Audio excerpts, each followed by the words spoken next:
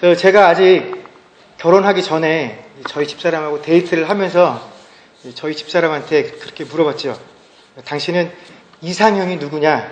그랬더니 저희 집사람이 그때도 그랬고 지금도 변함없이 저에게 내 이상형은 이 사람입니다 라고 말을 하는데, 물론 저는 아닙니다. 저희 집사람이 저에게 말했던 이상형이 누구냐면 윤동주 씨입니다. 누군지 아시겠습니까? 예, 서시라는 시를 지었던 그 시인 윤동주 씨가 저희 집사람의 이상형입니다. 그래서 연애를 하면서 기분 나쁘잖아요. 그래서 왜 그분이 당신의 이상형이냐라고 물어봤더니 그분의 평전을 읽어봤다고 합니다. 근데 그분에 대해서 묘사를 해놓기를 그분이 너무나 온유한 사람이었다라는 겁니다. 그래서 자기는 온유한 사람이 좋다라고 저한테 그렇게 얘기를 하더라고요. 저희 집사람이 생각한 온유하다라는 의미가 뭐였겠습니까? 참을성 많고 성격이 온순한 사람이 온유한 사람이어서 그런 사람을 자기는 좋아한다라고 이야기를 하더라고요. 아마 여기 계신 많은 분들도 온유하다라고 표현을 하면 아마 그런 기질들을 가장 많이 생각하실 겁니다. 내가 무엇을 하든지 간에 잘 참아주고 인내심이 많은 사람을 온유하다라고 생각들 하시게 될 겁니다. 그런데 사전에서 이 온유하다라는 단어를 찾아보면 이런 뜻이 분명히 있습니다. 잘 참고 인내한다라는 의미도 포함이 되어 있지만 이런 뜻뿐만 아니라 부정적인 의미로 어떤 의미들이 있냐면 패기가 없는, 그리고 아주 굴종적인 이라는 의미들도 포함을 하고 있다라는 것입니다. 그래서 이 온유하다라는 의미가 뭐 자이든 타이든 좋든 나쁘든지 간에 무조건 자기 것을 양보하고 또 참아야만 하는 기질을 포함하고 있다라는 것만큼은 확실한 것 같습니다. 그러다 보니 이 땅을 살아가고 있는 신자들에게 이 온유하다라는 성격을 가지고 있는 것을, 이 온유하다라는 성격을 유지하는 것이 보통 큰 숙제가 아닐 수 없다라는 것입니다. 왜냐하면 내가 이렇게 세상에서 무조건 참아주기만 하고 무조건 양보해주기만 해서는 이 치열한 경쟁 사회 속에서 제대로 내게 돌아올 몫을 찾을 수 없기 때문에 그렇다라는 것이죠. 그럼에도 불구하고 많은 크리스찬들이 스스로 내가 온유해야지 라고 다짐을 하게 되는 이유는 뭐냐면, 그래도 내가 이 사회 속에서 뭔가 좀 참고 인내하고 다른 사람에게 양보하면서 살다 보면 하나님께서 어떠한 식으로라도 나에게 뭔가 보상해 주시지 않겠느냐 하는 마음으로 우리 스스로 온유해져야지 하고 다짐을 하게 된다라는 것입니다. 그렇다면 제가 여러분들에게 한 가지 질문을 드리겠습니다. 여러분들이 생각하시기에 성경에 나왔던 많은 사람들 중에 예수님까지 포함해서 여러분 가장 온유한 사람이 누구였을까요?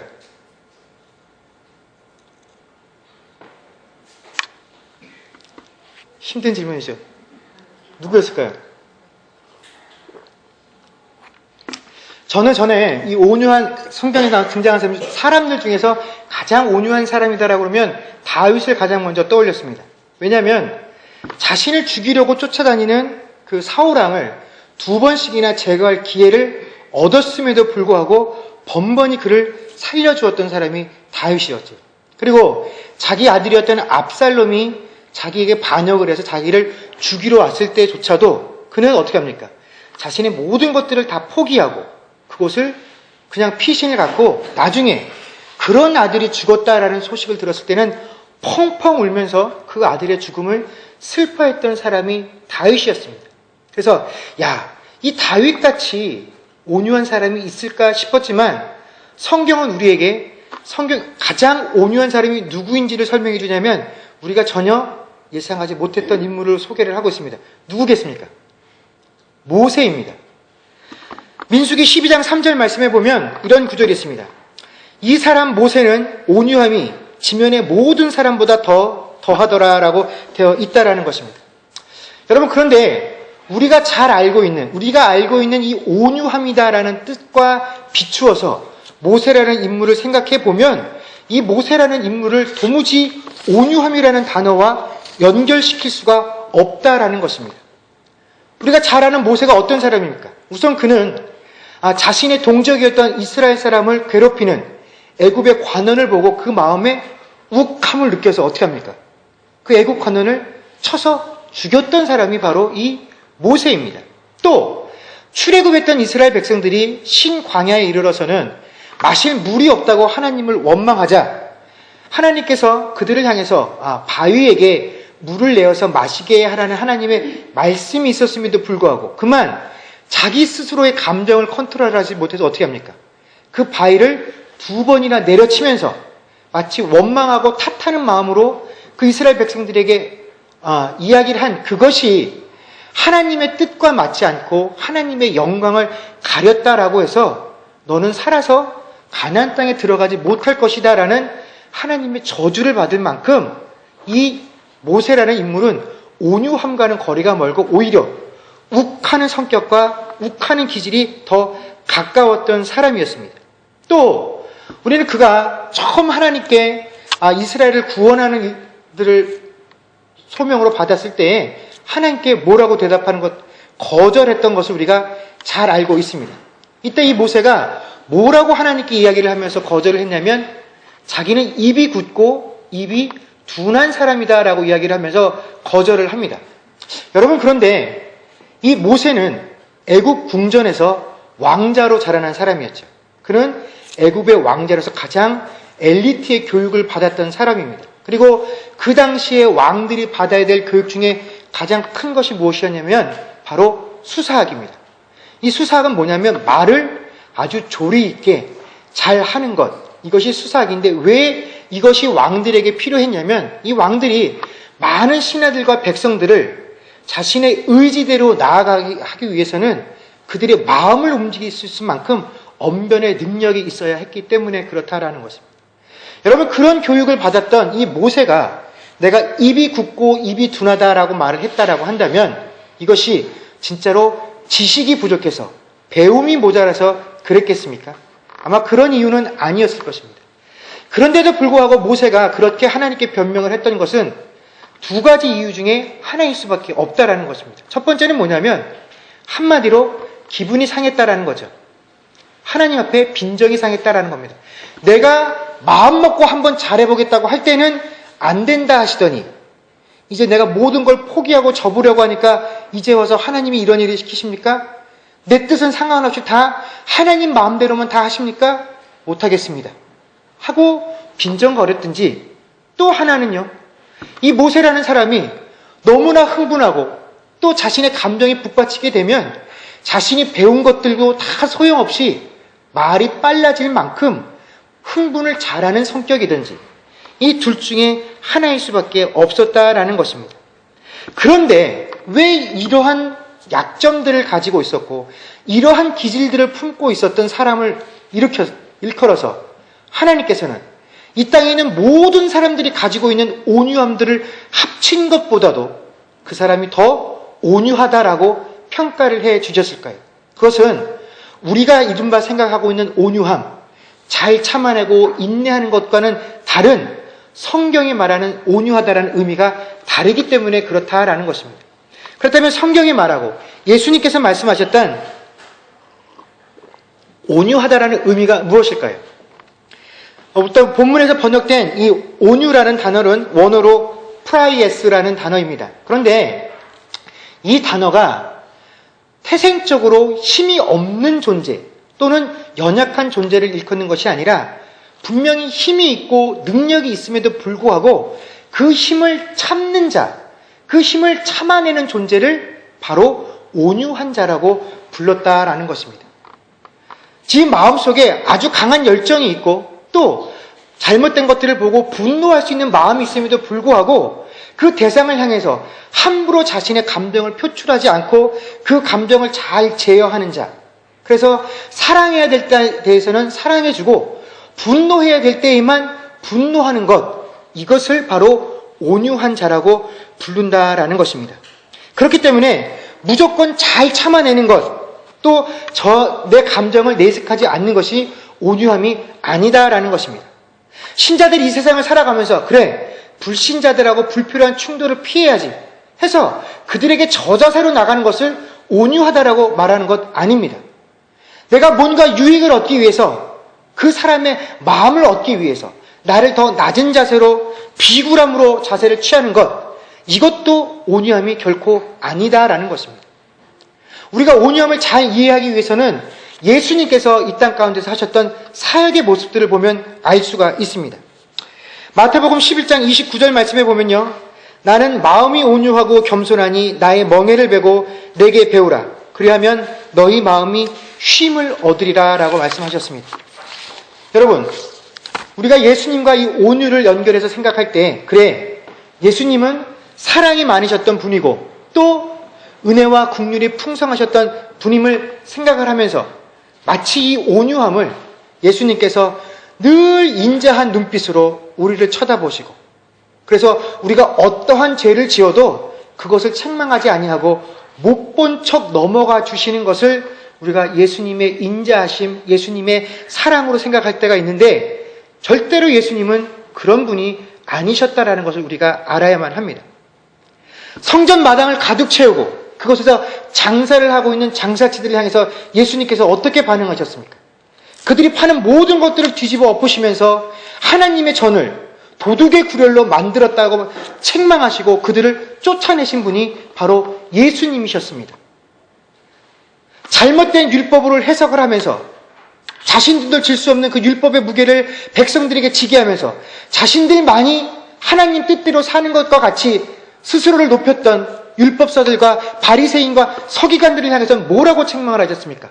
독사의 자식들아라고 책망하셨던 분이 예수님이셨습니다. 그리고 예수님께서 직접 오셔서 그들에게 복음을 전하고 있음에도 불구하고 그 복음 가운데 반응하지 못하는 예루살렘 성을 향해서는 뭐라고 책망을 하셨습니까? 차라리 하나님께 심판받았던 소돔과 고모라가 너희보다 훨씬 낫다라고 책망하시고 저주하셨던 분이 예수님이셨다라는 것입니다.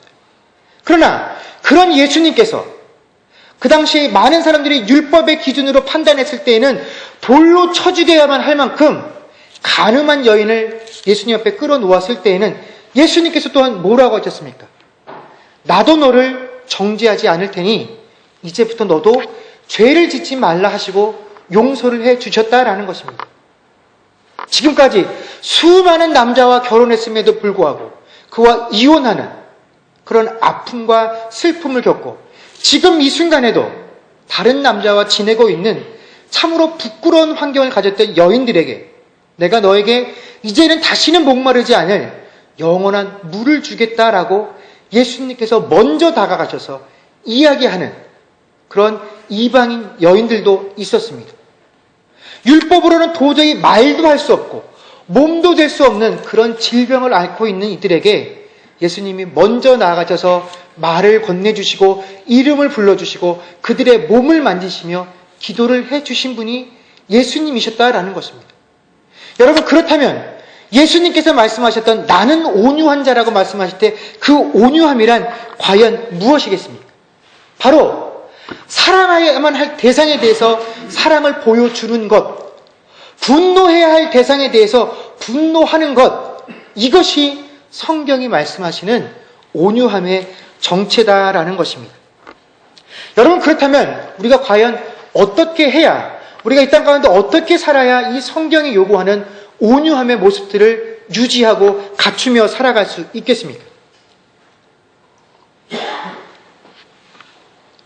제가 어릴 적에 이제 주일학교를 다니면서 제가 한 가지 이해가 안 되는 것이 있었습니다. 아마 어릴 때부터 교회를 다니셨던 분들은 다 경험을 해보셨을 텐데, 그 주일학교에 가면서 어머니한테 혼나면서 가는 게 참 이해가 되질 않았습니다. 왜냐하면 지금도 한국은 그렇게 하겠지만 주일학교가 몇 시에 시작이 됩니까? 아침 9시에 시작을 합니다. 그래서 저희 때는 월요일부터 토요일까지 학교를 다니고 일주일 중에 딱 하루 늦잠 잘 수 있는 날이 일요일이죠. 그런데 그 일요일날 학교 가는 날하고 똑같이 일어나서 교회 갈 준비를 해야 합니다. 그런데 그 일요일마다 아침 8시가 되면 제일 재미있는 만화 영화를 하게 되죠. 그래서 밥을 먹으면서도, 교회 갈 준비 밥을 먹으면서도 눈은 어디에 가 있습니까? TV로 가 있죠. 그래서 밥을 먹는 둥 TV를 보면서 이렇게 있으면 어머니 마음은 콩닥콩닥 뛰시죠. 9시 전에 교회를 가야 되는데 새 아이를 건사해서 교회까지 가려면 얼마나 분주하시겠습니까? 아무리 밥을 일찍 차려놓으면 뭐합니까? 애들 눈이 TV로 가 있는 거예요. 그러면 TV를 끄시고 밥을 먹으라고 그냥 점잖게 말씀하시겠습니까? 온갖 그거를 섞어가면서 이야기를 하고 거의 끌려가다시피 저희가 어머니 손을 붙잡고 교회로 향하면 교회 문 도착할 때까지 어머니한테 잔소리 듣습니다. 다음에 이렇게 하면 절대로 그냥 안 둔다는 둥. 그런데 그렇게 3명이 가면서 왜 이렇게 욕을 먹으면서 내가 교회를 가야 되나? 그런데 그 교회 문만 열면 어머니가 어떻게 됩니까? 천사의 모습으로 변하게 되시죠. 교회 앞에 서 계신 목사님을 보면서 가장 환한 모습으로 인사를 하시고 교회 분들과 인사를 나누십니다. 그 어머니의 모습을 보면서 저희 3명이 항상 느꼈던 마음이 지금 우리 아이들이 하는 말로 헐이지 헐. 방금 전까지 우리를 그렇게 혼을 내면서 들어왔더니 어떻게 사람을 보자마자 저렇게 변할 수 있나? 그런데 지금은 제가 저희 아이들에게 그렇게 하고 있습니다.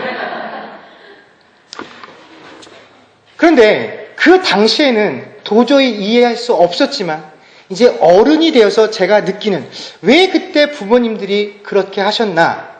왜 어린 내 마음으로는 도저히 이해할 수 없는 그런 행동을 보이셨나? 물론 그 어머니의 눈에는 자신을 보고 평가하는 사람들의 시선도 분명히 포함되어 있었을 것입니다. 그러나 그것보다 더 중요한, 그리고 모든 사람들이 그렇게밖에 행동할 수밖에 없게 만들었던 것은 그분들 마음속에 이곳이 무엇이라는 의식이 있기 때문에 그렇습니까? 이곳이 바로 교회라는 의식이 있었기 때문에 그렇다라는 것입니다. 이곳의 주인이 누구라고 생각했기 때문에 그렇습니까? 하나님이라고 생각했기 때문에 그렇다라는 것입니다. 이곳에 하나님이 계시기 때문에 그렇다라고 생각을 한 것입니다. 물론 하나님이 교회만 계신 것은 아니지요. 그럼에도 불구하고 그 어른들은 내가 세상의 어떤 곳에서는 내 감정을 마음대로 표출하고 내 분노를 보여줄 수 있지만 감히 하나님 앞에서만큼은, 이 교회 안에서만큼은 내가 내 감정을, 내 분노를 함부로 표출할 수 없다라는 그런 의식이 있었기 때문에 모든 이들이 다 자신의 그러한 모습을 뒤로 감추고자 했다라는 것입니다. 여러분 또 어떻습니까? 모든 것들을 용서하고 모든 죄가 사함받을 것 같은 교회이지만 사실 교회에 오면 가장 작고 사소한 문제들 때문에 어른들에게 자녀들이 혼나게 됩니다.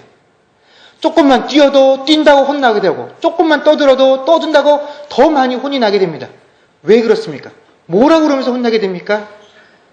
야, 하나님 계신 성전인데 왜 이렇게 떠드냐? 왜 이렇게 뛰어다니냐 하면서 아이들을 혼을 냅니다. 밖에 나가서는 다 뛰어놀라고 네 맘대로 하라고 하는 자녀들이 교회에만 오면 말도 하면 안 되고 뛰어다녀도 안 되고. 그런데 왜 그렇게 하게 됩니까? 하나님 계신 곳이기 때문에. 결국 우리가 분노해야 되고 화를 내고 내 감정을 표출해야 될 때도 그렇게 하지 못하게 하는 것, 또 그냥 눈 감고 지나갈 수 있는 일에 대해서도 우리가 굳이 지적하고 그것을 고치라고 말을 하는 그 모든 이유가 다 무엇 때문입니까? 바로 우리가 무엇을 의식하면서 살기 때문에 그렇습니까? 하나님의 시선을 의식하기 때문에 그렇게 하게 된다라는 것입니다. 여러분, 그러니 우리가 온유하다라는 것을 사랑해야 할 대상에 대해서 사랑을 표출하고 분노해야 할 대상에 분노를 표출한다는 것은 결국 내가 내 스스로 하나님 존전 앞에 하나님의 시선이 날마다 나를 향하고 있다라는 그 존재감이 바로 서 있을 때라야 우리가 하나님 앞에서 온유한 자로 서 있을 수 있다라는 것입니다. 아, 하나님이 내 앞에 계시기 때문에, 내가 하나님이 무엇을 원하시는지 알기 때문에 세상은 눈 감고 지나갈 수 있는 일이지만 밖에서라면 얼마든지 용납되어질 수 있는지만 나에게는 용납이 될 수 없어서 그것을 지적할 수 있는 것. 세상의 이 경쟁 사회 가운데서 도저히 기회를 줄 수 없고 용서할 수 없고 사랑할 수 없는 일이지만, 그러나 하나님께서 그를 사랑하셨기에 내가 그에게 다시 한번 사랑을 베풀어주고 용서하고 기회를 주는 것, 바로 그것이 온유함이다라는 것입니다. 여러분, 우리가 지난 시간에 애통함에 대해서 살펴보았습니다. 애통함이 무엇이었습니까? 이 땅에 하나님의 은혜의 손길이 필요치 않고서는, 그 손길이 아니고서는 절대로 살아갈 수 없는 것이 이 세상임에도 불구하고 그 세상이 그것을 느끼지 못하는 것, 그것을 바라볼 때 우리 마음 가운데 애통함이 있었다라고 한다면, 그 애통함을 가지고 세상을 향해서 우리가 움직이는 것, 실제로 그 애통한 마음을 가지고 행하는 것, 그것이 바로 온유함이다라는 것입니다.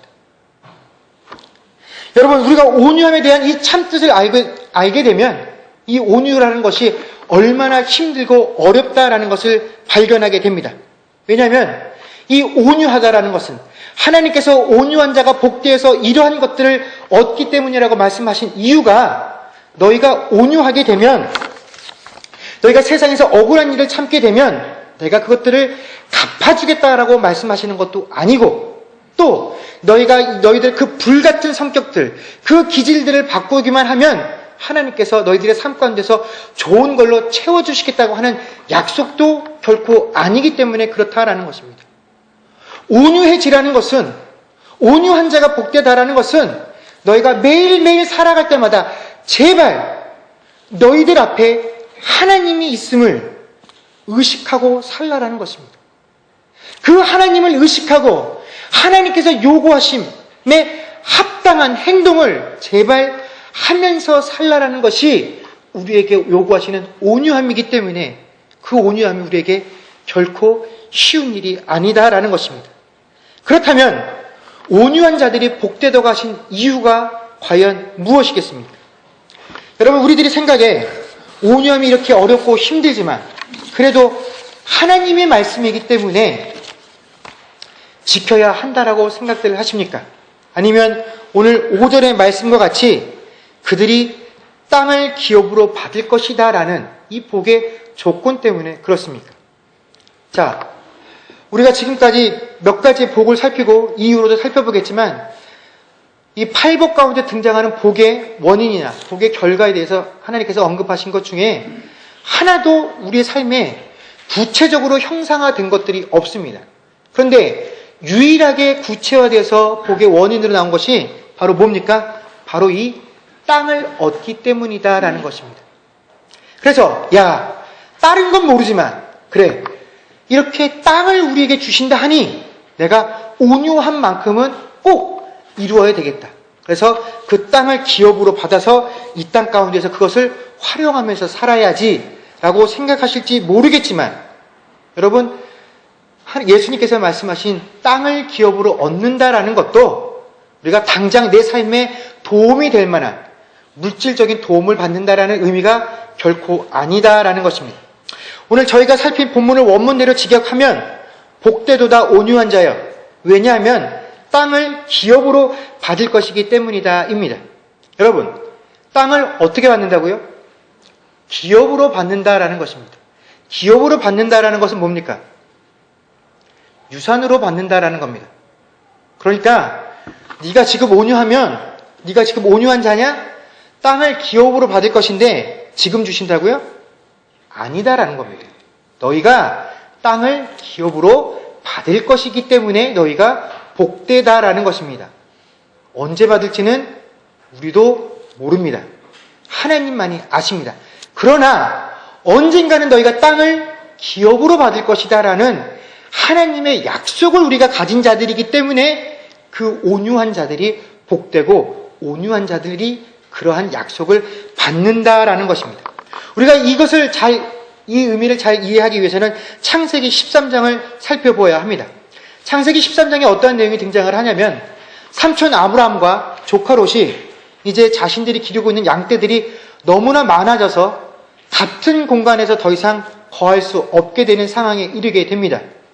그들에게 주어진, 한정되어진 그 토지에서 물을 가지고 자신들의 모든 양떼를 먹이기가 힘들었기 때문에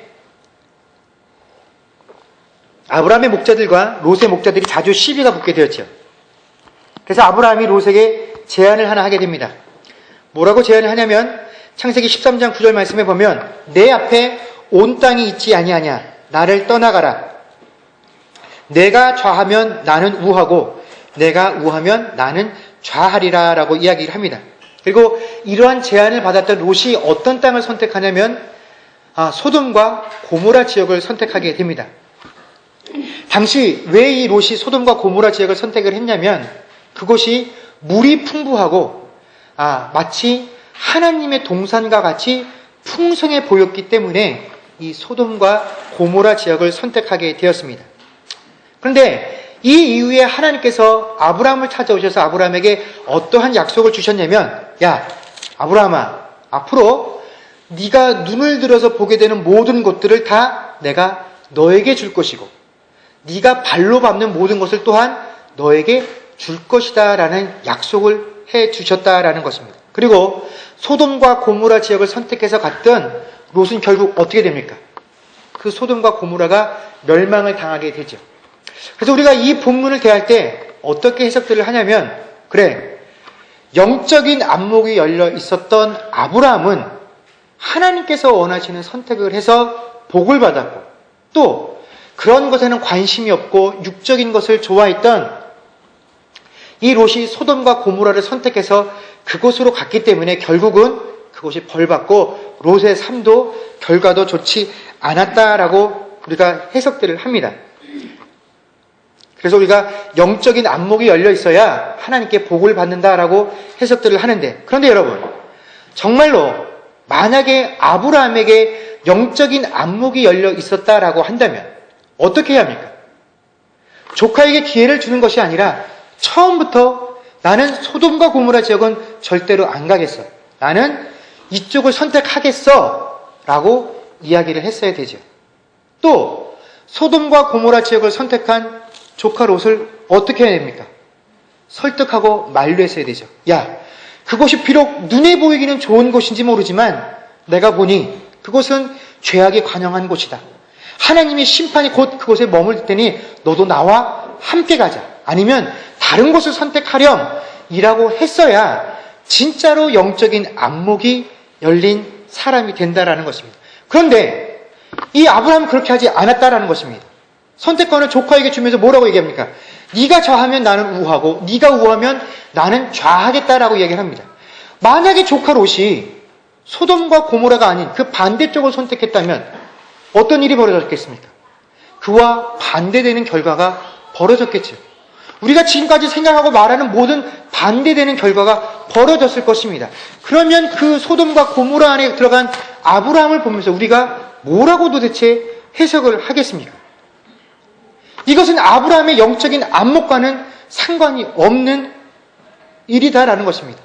오히려 이것보다 더 깊은 의미와 뜻을 가지고 있는데, 그것은 뭐냐면 이 아브라함은 내가 어디를 선택하는지, 그곳에 어떠한 조건이 있는지가 내 삶에 아무런 선택의 이유가 되지 않는다라는 것입니다. 뭡니까? 어디를 가도 똑같다라는 것입니다. 그런데 중요한 것은 뭡니까? 하나님이 나를 어디로 가라고 하는지가 중요하다라는 것입니다. 그래서 그는 무엇을 한 겁니까? 선택권을 하나님께 드린 것입니다. 롯아, 네가 어떠한 기준을 가지고 어디를 선택하든지 간에 결과는 똑같을 것이다. 눈에 보이는 상황이 무엇이어서 내가 무엇을 선택하든지 간에 그것도 그 결과는 마찬가지다라는 것입니다. 어떻게 해요? 하나님이 인도하시고 하나님께서 함께 가시는 그 길이 흥하고 그곳이 풍성한 삶을 누리는 곳이지, 지금 눈에 보이는 곳이 아무리 좋은 것은 내 삶을 결정하는데 조건이 될 수 없는 것, 그것이 바로 이 아브라함이 우리에게 보여준 믿음의 모습이었다라는 것입니다. 하나님, 어디라도 좋습니다. 모든 일이 다 좋다라고 생각해서 가장 쭉정이와 같은 방법이, 가장 좋지 않은 것이 내 삶의 선택의 기준으로 남는다고 할지라도 그 길이 하나님께서 인도하신 길이면, 그 길이 하나님께서 나와 함께 하시는 길이면 그 길이 가장 풍성한 길이요, 가장 풍성한 열매를 얻는 길이기 때문에 내가 무엇을 선택하는지는 중요하지 않다라는 것, 내 삶의 선택권을 하나님께 드리는 그 믿음이 바로 온유한 자가 걸어갈 수 있는 길이다라는 것입니다. 여러분, 온유한 사람이라는 것은요, 하나님이 내 삶 가운데 늘 임재해 계심을 확신하며 살아가는 자들입니다. 그 임재하심을 느끼는 자들은요, 하나님이 기뻐하시고 하나님의 인도하심에 민감하게 반응하는 자들입니다. 그런데 그 민감하게 반응한다라는 것이 오늘 아브라함에게 마치 영적인 안목을 열어주셔서 좋은 것을 발견하고 하나님이 싫어하시는 것을 피하게 되는 그런 능력이 있는 것이 아니다라는 것입니다. 이 영적인 안목이 있는 자, 하나님의 임재를 느끼며 살아가는 자들은 내 삶의 선택권을 통째로 하나님께 맡기는 자, 그런 자들이 하나님의 임재를 느끼며 살아가는 자들이다라는 것입니다. 내가 어디로 가는지, 내가 무엇을 선택했는지 중요하지 않다라는 것입니다. 그런데 우리가 기도할 때 늘 하나님께 기도하죠. 하나님, 이 길이 하나님께서 기뻐하시는 길입니까? 저 길이 하나님께서 기뻐하시는 길입니까? 그것을 우리가 객관적으로 선택할 수 있는 기준은, 판단할 수 있는 능력은 이미 하나님께서 우리에게 다 주셨습니다. 그럼에도 우리가 불구하고 그 두 가지 중에서 하나님께 묻는 이유는 무엇입니까? 우리가 이미 하나님께서 원하시는 길이 무엇인지 알면도 불구하고 내가 그 길을 가기 싫어하기 때문에 계속해서 하나님께 어떠한 길이 내 길이냐고 묻는 것입니다. 내 욕심과 하나님이 원하는 길이 무엇인지 내 이미 마음속에 결정이 났기 때문에 그 길을 가기 싫어서 하나님께 계속 어떤 길이 내 길이냐고 물어보는 것입니다. 여러분, 하나님께 묻지 마십시오. 하나님의 임재를 체험하고 그 임재 앞에 모든 선택권들을 다 하나님께 내어드리십시오. 우리들이 무엇을 선택했느냐가 그렇게 중요한 것이 아니라 그 길에 하나님께서 함께 하시면 우리가 예상할 수 없는 결과가 나옵니다. 그래서 하나님께서 지금 너의 그 모습으로 지금 당장 너희가 땅을 얻게 되는 것이 아니라 어떻게 된다고요? 땅을 기업으로 얻게 될 것이다 라고 말씀하신 것입니다. 여러분, 이 땅에 그 온유한 자들이 많으면 이 땅에 하나님의 나라가 더욱더 풍성해질 줄로 믿습니다.